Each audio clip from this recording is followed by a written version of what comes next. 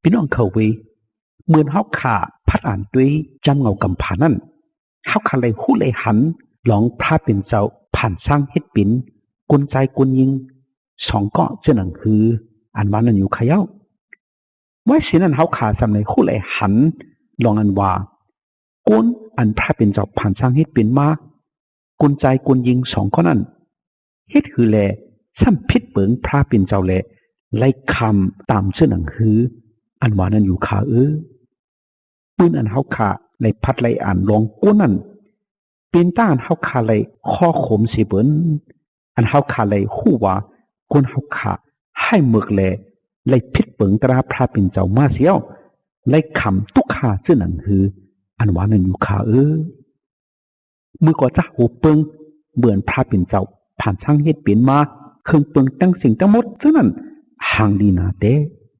ตัวสัตว์ตัวตริกสันอันพระเป็นเจ้าผ่านสร้างเฮ็ดเปลี่ยนมาเท่านั้นก็เป็นอันยินเยนาเต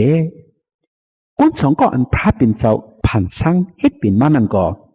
มีต่างอันจุมซื้อหมุนเปียวนาเตสองขาอำต้นไรให้ไหลห้องสิปอกอำต้องไรขำตุกขาตั้งหยับตั้งเปิดสิปอกอำในนี้ตั้งจิบตั้งเสียบอีสังขาสองขาสองก็ฮักกันหนากุยมกาฮักพระเป็นเจ้าแต่ขาก้นสองก็ไหนพระเป็นเจ้าให้สองขาเลยอยู่ให้สองขาเลยกินครบมุนเปียวอุปเปิงซุ้งตื้อเครื่องเปิงกามีอันพระเป็นเจ้าผ่านสังเฮ็ดเปลี่ยนมาเจนันอยู่ขา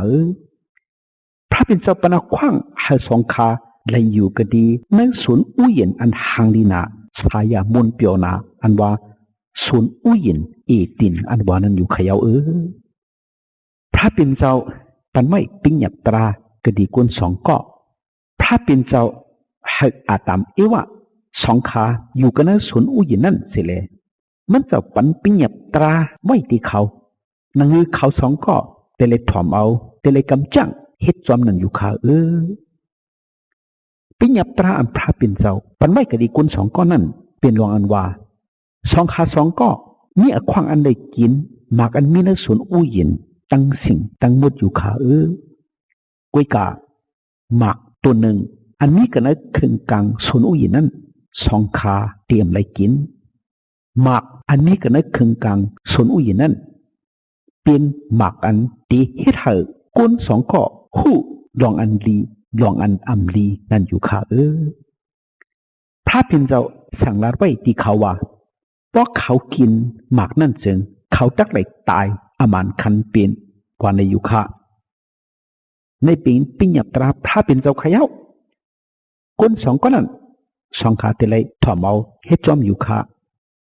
เตรียมเลยกินหมากอันนี้กันในเคืองกลางสวนอุยินหมากอันตีปันลองอันหู้อันลีอันอำลีอันว่านั้นขยาวพวกกินในตักตายอมานคันเปลี่ยนกว่าในคะพวกเขาถ่อมเอาความพระเป็นเจ้าอำปิดอำกินหมากนั่นวันในซึ่งเขาตักเลยสักลิบนิกจ่าถาวว่าวันในคะเมื่อก่อนอันตั้งอาตามวะสองขาทำเอาความพระเป็นเจ้าเตะเลยเป็นอันรีเบียวนาเตสองขาเลยอยู่เลยกินเลยส่งเลยตื้อเลยจำจ้าอันลีนาอันจ้านาอันพระเป็นเจ้าอับปันไว้ก็ดีเขาเจนั้นตั้งสิ่งตั้งหมดอยู่ขยาวสองขาในก็อำเฮ็ดให้พระเป็นเจ้าเจ็บใจค่ะก้อยกามีวันหนึ่งจาตานมานัดอันเป็นผีอันเพชรอันเหรียญมากันในสวนอุยินเอตินมายากเกาคนสองก็อันพระเป็นเจ้าผ่านจังเฮ็ดปีนั่นค่ะสองเขาขาหูขาจาตานมานัดให้เป็นเผาเมื่อพระเป็นเจ้ามันเจ้าอำไปผ่านช่างเฮ็ดปิ่นลินเมืองนั่นพระเป็นเจ้าผ่านช่างเฮ็ดปิ่นตะมันกลางหาวอันตั้งสุดเปิ่นวันไหนคะตะมันกลางหาวอันว่านั้นเพียนเผาเขาขาดตุ้ยอำหันไรตะมันกลางหาวเขาอำมีตัวมีคิงเหมือนจะหนังก้นเนื่องตะมันกลางหาวเจ้านั้นตะมันกลางหาวพระเป็นเจ้าผ่านช่างเฮ็ดปิ่นมานั่นคือแต่ละเฮ็ดวัดกู้กวยยุกยองยองยอกบนกุ่งพระเป็นเจ้ากวยเขียวกวยกาในตะมันกลางหาวเสื้อนั้นกำพองเฮ็ดอันอำเลี่ยมงามเฮ็ดกุดเฮ็ดงอเฮ็ดไห้เฮ็ดมึกตัวลานปงกันพระเป็นเจ้า ยังอ่างอันหิมเอาบนพงพระเป็นเจ้าเลยในคำตั้งพระเป็นเจ้าฮึบเขาออกสีกันเนอะมึงกลางเขาเลยฮาเลยตุกมากันเนอลินมึงกุนอยู่เขียวซาตานมานัดเป็นหูตะมันกลางเขาอันให้มึกอันไรคำพระเป็นเจ้าปันตามนั่นค่ะมันเป็นก็อันจังพระเป็นเจ้าจังเคืองเปิงอันพระเป็นเจ้าผ่านสร้างเฮ็ดเป็นมาอันดีงามหนามันเป็นก็อันไข่ยาไข่เกาไข่เฮ็ดให้ก้นอันพระเป็นเจ้าผ่านสร้างเฮ็ดเป็นมานั่นดูเหลียวอยู่เขียวมันไข่ให้ก้นไม่เจอขี้เจอหยับเจอตุกขาเกวมกะไข่ให้ก้นให้หมึกเฮ็ดบุตรเปียดเลยเลยคำต่ำเหมือนจะหนังมันในตุกเมืองอะไรเหมือนจะหนังมันนั่นอยู่ยาวก็ในเลจะตานมานัดได้มันมายากเก่าก้นสองก็อันพระเป็นเจ้าผ่านสร้างเฮ็ดเป็นมาอันตั้งสุดปืนอันเป็นอาตามดังเอวานันอยู่เขียวซาตานมานัดเฮ็ดหือแหละมายากเก่าก้นพระเป็นเจ้าค่ะแหละซาตานมานัดมันมากันในสวนอุยินเอตินเลยหาลวงอันตีเลยเฮ็ดให้อาตามตั้งเอวะสองขาเฮ็ดพิษเมียนอเปียดตอลานปวงกันพระเป็นเจ้านั่นมันมายากเก่าเขียวมันเอาตัวงูหลงเดเฮ็ดเสนังหังงูหลงตัวหนึ่งเสียแหละมาตีเอวะอันเป็นเมยิงนั่นเขียวมันมาหลัดกะดีเอวะแล้วว่าพระเป็นเจ้าแพทย์เหรียญเขาน้องอันว่าพระเป็นเจ้าอำให้เขากินหมากอันมีกันในเครื่องกังส่วนอุ้ยนั่นก็อำเจอว่าเขากินเขาได้หูเขาได้หมอเขาได้กัดเขาได้เขียนเหมือนจะนังพระก็ในแหละพระเป็นเจ้าอำใครเขาหูเขาหมอเขากัดเขียนเหมือนจะนังพระเลยจังอำบันเขากินวันในแหละมาเพียดเดียนกุนยิงอันเป็นอีวานันเขย่ามันว่าพอว่าอำถอมความพระเลยกินวันไหนลองอันว่ามันตีเลยตายเตะอันว่านั้นอำเจอมันยังตีกัดเขียนคู่หมอมันตีเหมือนพระเป็นเจ้ามาวันไหนแหละมาเพียดมาเหรียญกุนยิงอันเป็นอีวานันเขย่าอีวานันก็ยุ่มความจาตานมานัดอันเพียดเหรียญมันเส้นนั่นสิเลยมันปิดเอาหมักอันมีกันเนื้อตุนอันมีกันเนื้อเครื่องกลางส่วนอุ้ยนั่นสิเลยมันกินเขย่ามันกินเอาเกวมกามันยังเอากว่าปันกุนใจ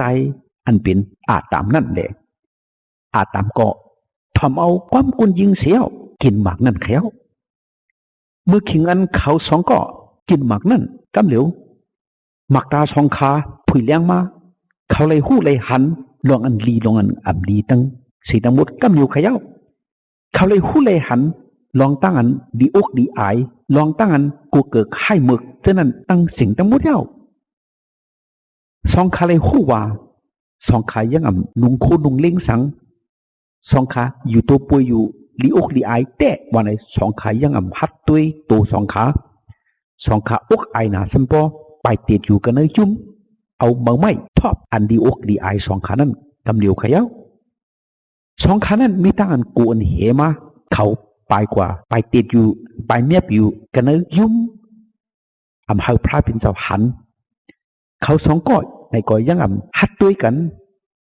เป็นตั้งอันดีอกดีอายก็เปิดวุดอเปียดอันสองขาเฮ็ดพิษเหม็นอำถอมเอาความพระแหละกินหมากอันพระเป็นสวะอย่าไปกินอันว่านั่นค่ะเขาอำลัดต่อพระเป็นเจ้าไรแทงขย่าเขาอำขึ้นทบขึ้นหันพระเป็นเจ้าไรแทงขย่าก็เปิดว่าสองขาเป็นกุนกูเกิดให้เมือกเตรียมไว้บุตรอเปียดเลยพระเป็นเจ้าเป็นพระอันมดจังสูงเมียดนาเลยเขาอำเมียขว้างอันขึ้นตีเลยอยู่ด้วยกันนั่งพระอุปลัดต่อกันนั่งพระเป็นเจ้าขย่าก็เปิดอำทำความพระเป็นเจ้าเลยเพชรเปิงบุตรอเปียดเลยไล่ไก่กันนั่งพระเป็นเจ้ามากเว้มก้าก็เปิดสองขาอำทำเอาความพระเฮ็ดอันเพชรเปิงตราพระเป็นเจ้าเลยตั้งตายในก็จังไรฮอดถึงมากันสองขาเขย่าก็เปิดกุนสองก็อำทำเอาความพระพิษเปิงตรามีมาวุดอเปียดนำละเด้กุนอันเกิดมากันกุนสองก้อนนั้นก็เป็นกุนอันมีวุดอเปียดมากำเหลียวอยู่เขย่าก็เป็นในเขาคาเลยหันกุนนอกี่ลอกาเขาขาดเท่าไหร่เกิดเป็นกุนมาใหญ่มาเพิ่มสอนปัน ลองให้ลองเบิกเสตาก็ก้นอันว่านั้นหมอเฮ็ดอันให้อันเบิกหังเผหังมันอำลูซ้อนติเลยแพทปืนจึงหืออำลูซ้อนติเลยลักจึงหืออำลูซ้อนติเลยเฮ็ดให้เฮ็ดเบิกเฮ็ดเรื่องจึงหือหมอมาหังกุยลองตั้งอันก้นหมอเฮ็ดอันให้เบิกมาหังกุยนั่นเป็นก่อเปิดก้นอันเกิดมาในก้นอันมีบทอเปียดแหละหมอเฮ็ดบทอเปียดกุยเขย่าไม่เป็นศักดิ์ศรีลงอันว่าก้นเฮาขามีบทอเปียดอันว่านั้นเขย่าเมื่อเฮาขาเฮ็ดพิษเหมือนบทอเปียดก็เปิดเป็นก้นอันหมอเฮ็ดบทอเปียดเลยปุดซุบหรือความพราเป็นเท่านั้นเฮาขาเลยคำตามเขย่าตามอันก้นเงากำพาเลยคำก็เปิดเฮ็ดบทอเปียดนั่นเปลี่ยนตั้งตายกุยเขย่าตั้งตายเลยหดถึงมากระดีก้นก็เปิดในก้นกูก็พลายเพอเสียมว่าติเลยตายกูก็กูก้นตั้งตายเนี่ยอำรอดไปสิก็เปิดบทอเปียดเลยตั้งตายจังเลยหดถึงมาที่ก้นเลยก้นจังเลยตายเขย่าไม่เปลี่ยนตราพระเป็นเสาเขย่าเฮาขาถูกในคุกสไลบทอเปียดตั้งให้ตั้งมึกตัวเจ้าเก่าสิแลเฮาขาถูกในสุดต้องให้พระเป็นเจ้าอิดรูปล่อยหลอดข้างปันบทอเปียดเฮาขาอันเฮาขาเฮ็ดพิษป่นหรือมาฉะนั้นอยู่ค่ะเฮาขาดูสุดต้องปั่นพระเป็นเจ้าเว้มค่ะเฮาขาดูสุดต้องให้พระเป็นเจ้าอิดรูปันมังกลาตั้งในที่เฮาอันเฮาขาลูกกามีตั้งสิ่งตั้งบทนั้นอยู่ค่ะก็พัดด้วยกันในจำเอากำพาไม้ซ้ำคนหนึ่งดดเจ็ดนั้นติเลยหันลัดแนวไว้ว่างูได้ลักแหลมหนาสีปืนในตริกสันการพระเป็นเจ้าผันสร้างเฮ็ดเปลี่ยนมาตั้งสิ่งตั้งโหลนั่นออกมันถามตีกุนยิงนั่นแหละว่าสูตักอำเลยกินหมักตัวอันนี้กันในสวนอุ้ยในวันไหนจองพระเป็นเจ้ามีอันนี้ไม่แต่หือวันไหนอ้อกุนยิงนั่นก็ลัดตีงูนั่นแหละว่าเฮามีขว้างอันเลยกินหมักตัวกาอันมีในสวนอุ้ยตั้งสิ่งทั้งหมดในอยู่อ้อกุยกาหมักตัวนั้นนี้ก็ในคังกลางสวนอุ้ยในจำพระเป็นเจ้ามีอันนี้ไว้ว่าสูอย่าไปกินสูอย่าไปเตอไปยิบป้อมนั้นสูตักตายอ้อว่าหนังในเย้าว่าในอ้องูนั่นลัดตีกุนยิงนั่นเดี๋ยวว่าสูตักตายมันขันเปลี่ยนอำเจอลองมันจำพระเป็นเจ้าคู่ลองอันว่าในวันอันสูกินหมักนั้นหมักตาสูตักผุยแรงแหล่สูตักเปลี่ยนเหมือนฉนังพระเป็นเจ้าเสียวคู่ลองอันดีลองอันอำดีตั้งสิ่งทั้งหมดออกว่าในอ้อเมื่อกุนยิงนั่นหันหมักตัวนั่นเป็นอันลีกินลีคบหังลีถูกตาหมักตัวนั้นลีถูกเจอคิดเจอปุ่นตักหะเมียนปิญญาเยอะพีน้ำขึ้นว่านั่นแหละมันเอาหมักตัวนั่นสิเลกินอ๋อก็ดีโผมันนั่นก็มันเอาปันแหละโผมันก็กินอ๋อหรือนั่นหมักตาสองขาผุยแรงแหละสองขาหู้หันมาหลวงอันว่าเขามีอยู่ตัวปุ๋ยนั่นเสียวเขาเอามือตุนหมักหรือสังพอจับกันสิเลยเฮ็ดอันห่มตัวเขาเสียวันไหนยาวพี่น้องเขาในเปลี่ยนตั้งอันหลีคอกขมเจ็บเจอก็เปิดก้นนั้นอำทอมก้อมพระเลยพิษเบิงตราไหลมีมาวัดเปียดเลยตั้งตายเลยหอดถึงมากันเนื้อกุนจังในตายเขยาประพัดด้วยกันในจำดีกว่าตะโยหันผืนปัทมาหมาย3 ข้อ 4เตเลยหันว่าอเปียดตู้เสด็จอันว่านั้นเป็นลองตั้งอันอ่ำถ่อมเอาความพระเป็นเจ้าแลป่นหรือตราพระเป็นเจ้าฉะนั้นกุยขาวลองตั้งอันอ่ำถ่อมเอาความพระเป็นเจ้านั้นมี2 มิ้วขามิ้วหนึ่งลองตั้งอันพระเป็นเจ้าปันไว้ปิญญาตราเฮาขาเตเลยจอมเตเลยเฮ็ดเตเลยกำเตเลยจังตั้งสิ่งตั้งหมดฉะนั้นพออ่ำกำอ่ำจังอ่ำเฮ็ดอ่ำจอมว่าไหนเป็นอเปียดเขย่ามีไว้กันในจำเจ้าโยหันหมาย3 ข้อ 4ก็อันอ่ำเฮ็ดอ่ำจอมตรานั่นเปลี่ยนก่อนเฮ็ดพิษเปิงอเปียดเย้าว่าไหนคะมิ้ว2วุดอเปียดอันว่านั่นเปลี่ยนตั้งอันพระเป็นเจ้าปิ้งหยับไว้เฮาขาดเตเลยเฮ็ดเตเลยจอมฉะนั้นว่าเฮาขาอ่ำถ่อมอ่ำเอาอ่ำเฮ็ดอ่ำจอมว่าไหนก็เป็นอเปียดเขย่ามีไว้กันในจำได้ก็ว่าตะยากุบ หมาย4ข้อ17นั่นว่าผู้เลยเพอเสียมว่าบ่มันยังเฮ็ดลองตั้งอันลีอันงามอันมันถูกลีเฮ็ดซะนั่นซึ่งเป็นก็อันมีเปียดเย้าว่าในข่าก็ในเลยเฮาคาเลยฮู้ว่าลองตั้งอันพระเป็นสว่าเต็มเลยเฮ็ดอันว่านั้นบ่เฮ็ดเป็นบุตรเปียดลองตั้งว่าพระเป็นสว่าเฮาขาดแต่เลยเฮ็ดอันว่านั้นเพราะเฮาขาเฮ็ดในก็เป็นเปียดหนังเก่ายาวก็สั่งเฮาขาสมอเฮ็ดบุตรเปียดอันลีอันเลี่ยมงามซะไหนคาละว่าดิมันบ่แม่เฮาขายังสอนปันเฮาขาสิบอกลองตั้งให้ตั้งหมึกซะไหนเสียเขากุนเท่ากุนเก๋เขาซะนั้นก็ต้อนสอนปันเฮาขาสิบอกไผก็ต้อนสอนปันเฮาให้เฮาขาเฮ็ดอันเลี่ยมงามอันให้อันหมึกซะนั้นก้อยกากอบสังเฮาขาซ้ำหมอมาซะไหนเสียแต่อยู่ค่ะก็เปิดซาตานมานัดมาซุนหูใจเฮาก็เปิดซาตานมานัดมาย่ามาเกาเฮามาเฮ็ดเจ้าเฮ็ดขุนเฮาก้นเฮาไหนถอมเอาความผีให้ซาตานมานัดเฮ็ดจอมเจอหนังอันมันใจสวยนั่นแหละจังหมอเฮ็ดบุตรอเปียดมาลองตั้งหมอเฮ็ดบุตรอเปียดไหนเป็นซาตานมานัดสอนปันค้าประพัดด้วยกันในจำดีก็อนาคติอิสายาหมาย14ข้อ12ต่อ14ดังกติในจำลิกอวาตายากุบหมาย1ข้อ14ต่อ15นั่นเฮาคาเลยหันมีไว้ว่าซาตานมานัดสู้เอากวนเฮาหาเลยเฮ็ดบุตรอเปียดอันพิษเปิงตราพระเป็นเจ้านั้นมือก่อจ้าโหเปิงเมื่อพระเป็นเจ้าผ่านทางเฮ็ดเป็นกุนอันตั้งสุดเปิ้นนั่นกุนหมอเฮ็ดบุตรอเปียดสังอเปียดอันว่านั่นก็เขาหูเปลี่ยนเมียวเหลออันลีอันจ้าในก็เขาหูตั้งอันหูลองลีลองจ้าตั้งอันลีอกดีไอเท่านั้นในก็เขามีกวยกาเบือนผีให้ซาตานมานัดมาเพชรเหรียญสู้เอากุนซ้ำถอมเอาความผีให้ซาตานมานัดลืมเปียดความพระเป็นเจ้าเลยเฮ็ดผิดเมียนบุตรอเปียดนั้นบุตรอเปียดสั่งไล่ฮอดมาถึงมากะดีโกนเขย่าแต่ซากเขียนนั่นกว่าโกนไอ้สั่งไล่เป็นโกนอันมีบุตรอเปียดมาเยากันในจำดีก็ว่าตายุมาหมาย5ข้อ12นั่นมีไว้ว่าก็เปิดก้นงอกกำพาเปลี่ยนก้นอันมีวดอเปียดแลมดจังซึ่งคือก้นอันเกิดมาในก้นตั้งสิ่งทั้งหมดในก็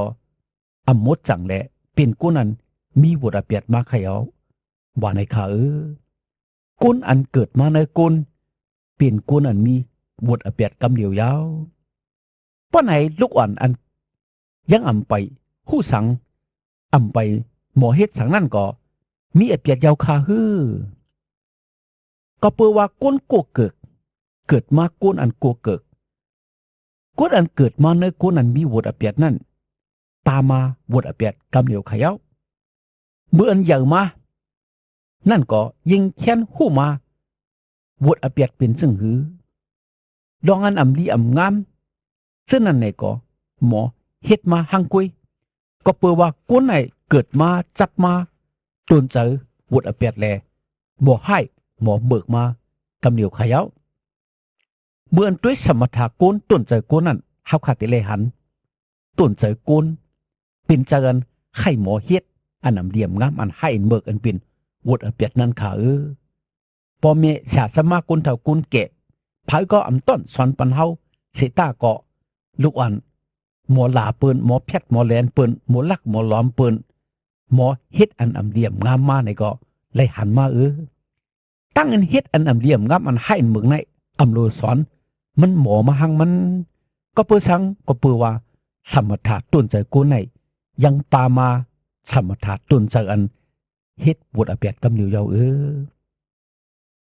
ในห้องว่าสาติปกติโกนว่าในแถวหนังหือที่เป็นก้นหลีหนังหือที่เป็นก้นงามก้นอันมีพรามีตราก้นอันฮู้กุงเจจูปอแม่ก้นอันมีอาจังสาริตาอันเดียนงามนั่นปอแม่แสสมาก้นเท่าก้นแก่ไล่คัดเจอโจซาสั่งสอน สุงมาแต่อำใจขาฮือเบือนเฮาขาขึ้นตัวยก้นอันแต่จากเกิดออกต้องเมมานั่นขารู้เปลี่ยนจังฮือลูกอ่อนแรงอันแต่จากเกิดออกต้องเมมายังอ่ำไปคู่สังยังอ่ำไปหมอลัดความยังอ่ำไปหมอเฮ็ดสังนั้นให้ห้องกำเดียวเสียเลยออกต้องเมมาอ่ำใจขาฮือลูกอ่อนอันเกิดออกต้องเมมาเสียเลยย่อมขอนั้นอ่ำมิเสก็ลูกอ่อนแรงอันเกิดออกต้องเมมานั่นให้ห้องกำเดียวเย้าลองตั้งอันให้ห้องในว่าป่องสังลองตั้งอันให้ห้องในจึงเป็นตั้งอันไม่เจอขี่เจอเก็บเจอทุกขาสังแลลักษณะอันนำเลี่ยมงามแลสังเป็นตั้งอันให้ห้องอยู่ค่ะลองตั้งอันลูกอ่อนแรงเกิดออกต้องเมมาให้ห้องกำเดียวนั่นเป็นศักดิ์ศรีลองกันว่ากวนเฮาขาเกิดปืนกวนมาในปามาลองตั้งอันอำเลี่ยมงามอันเป็นบุตรอเปียดนั่นกำเดียวกวยไข่เอาป้าขาเฮ็ดอันพระเป็นสวาอำโดยเฮ็ดซึ่งนั่นไหนเป็นอเปียดไข่เอาย้อนอันพระเป็นเจ้าว่าเฮาขาเตรียมไรเฮ็ดปิ้งหยับตราซึ่งนั่นเป็นมิวไรขาไหนเฮาขาอันเกินทอมเอาอีกหนึ่งขาตั้งเฮาขาเตรียมไรเฮ็ดอันพระเป็นเจ้าปันมาปิ้งหยับตรากะดีเฮาขานั้นเปาขาพัดด้วยกันเลยจำเงากำพาเฮาขาได้เลยหันพระเป็นเจ้าปันมาปิ้งหยับตราสิบปานังหือกวนเฮาขาติกรรมติจังติเฮ็ดติจอมนั่นอยู่ค่ะอันดังสุดเปิ้นพระเป็นเจ้าปันมาปิ้งหยับฉะนั้นนังหือกวนเฮาขาปกติฮู้จักพระเป็นเจ้ากวยมกานังหือกวนเฮาขาบ่ได้ทิ้งตูทิ้งเจอนังหือที่ฮู้ตั้งอันพระเป็นเจ้าเมียดลีพระเป็นเจ้ามุดจังอันว่านั้นค่ะบ่พัดด้วยกันนะจะมันออกกว่าหมาย21ข้อ3-17นั่นเตเลหันอยู่ค่ะปิ้งหยับเจ้า10ปามีไว้ว่า1หรือสีพระเป็นเจ้าถาวรพระนั้นเตรียมในเฮ็ดวัดกู้กว่าพระต่างสู่ต่างปา2เตรียมในเฮ็ดวัดกู้กว่ายกตุสังถุปงหางตัวสัตว์ตัวตริกสันเสเจอเสมิว3เตรียมไล่นับต่อเอาหนามาสิเสียงพระเป็นเจ้าลัดว่าหลายๆหลอกๆอันนั้นป่องลองสั่งซะนั้น4ที่ไรคุกสลายไข่ใส่ทบวันกำสินแลเปิ้วันกำสินที่ไรเฮ็ดเถอะวันกำสินมุดจังในวันกำสินนั้นเตรียมในเฮ็ดการงานอีสัง5ที่ไรเฮ็ดต้านรูสีกุยำปอแม่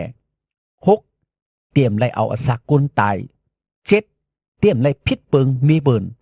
8เตรียมไรลักเอาอกจากโคเล็งปิดซีเปิน9เตรียมไรอยู่ภายหนึ่งสิแลคำซักสิอันนำเสื่อมใจฉะนั้น10เตรียมไรมีจันใครมีปืนเฮิรนปืนโคเล็งอกจากปิดซีเปินวันไหนคะบิงหยับตรา10ปาจะไหนก้นเตเลกำเตเลจังเตเลจอมกูก็อยู่ขาบ่าวขาอำกำอำแจ่มอำเฮ็ดอำจอมมาในเปลี่ยนตั้งอันพิษเปิงแลเปลี่ยนอเปียดไข่เอาหรือซึ่งก็เอ็มกาตราอันพระเป็นเจ้าปันไว้อันว่าเตรียมไล่ดูลายปอแม่เตรียมไล่เอาเตรียมไล่พิษเปิงเฮาเตรียมไล่แพทเปินเตรียมไล่มีจักรอำนาจโหเปินเตรียมไล่เมาเหล้าเตรียมไล่มีจักกดงอเตรียมไล่หมึกต่อเปินเตรียมไล่มีโหใจหมาหน้าแผ่นสูงเตรียมไล่พอกแซดจะเตรียมไล่เพชรตราอุปติเตรียมไล่ป้นศพหรือความเตรียมไล่เฮ็ดอาธรรมะกันหรือเปินต่างก็เตรียมไล่มีเจอปอดเจอลอดต่อซาออกเตรียมไล่ตบช่วยเปินเตรียมไล่อินผีอินเพ้อเตรียมไล่จังเปินเตรียมไล่มีโหใจอันโกเกิก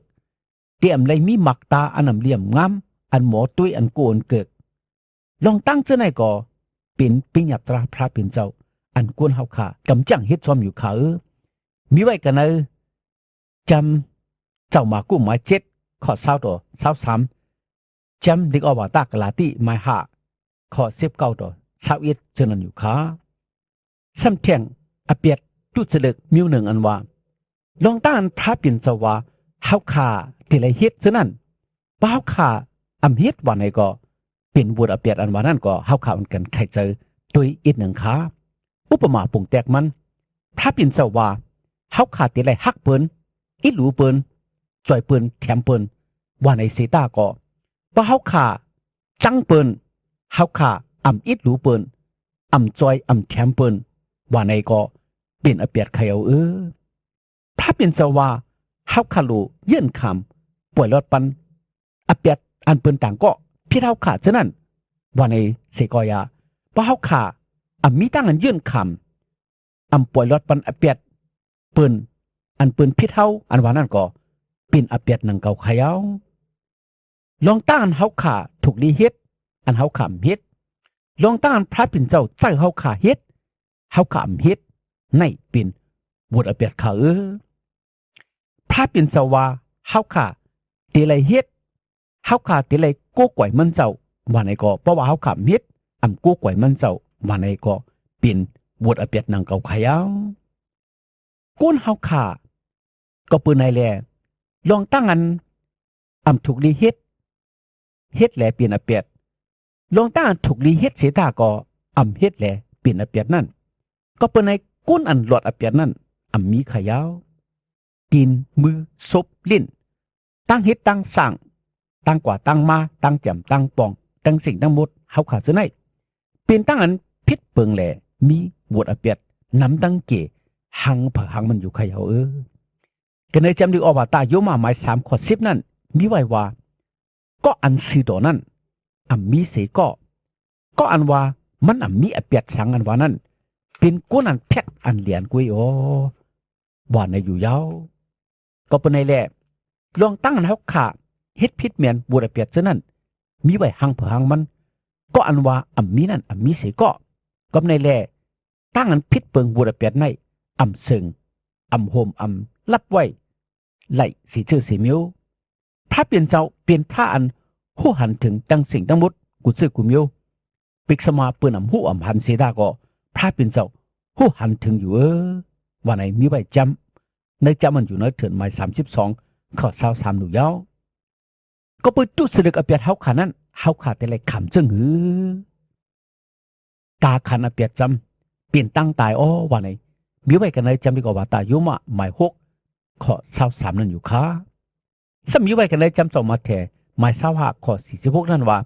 เตะเลยขำตั้งอันกี่อย่างปันตามจอมหนังวดอเปียดว่าไหนเย้าตามมันเตะเลยขำนั่นเป็นตามซึ่งมีไว้กันเลยจำดีกว่าตายากุบหมาย7นั่นว่าตามก็เปือวดอเปียดนั่นจึงเป็นตั้งอันตกมึงอะไรว่าไหนเย้าก็เปือไหนแหละพี่น้องเขานังหือตี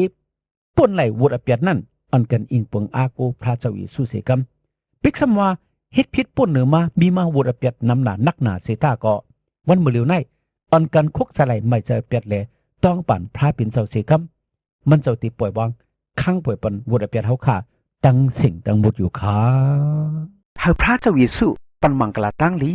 เฮาพี่น้องไต้ผู้รำยินเอาเขาไล่มีตั้งกันอยู่ดีกินหวานกัดเย็นช้ำสากวารีมาฮอดลอดเพียอันเดรกุเจกุมิวแลฮาลิมิตั้งหนิมตั้งจมตั้งเสือตั้งมนตั้งเปียวกูเจ้าเหนือวันคำกูเมื่อกูวันตาเสียมถัดสิกำขา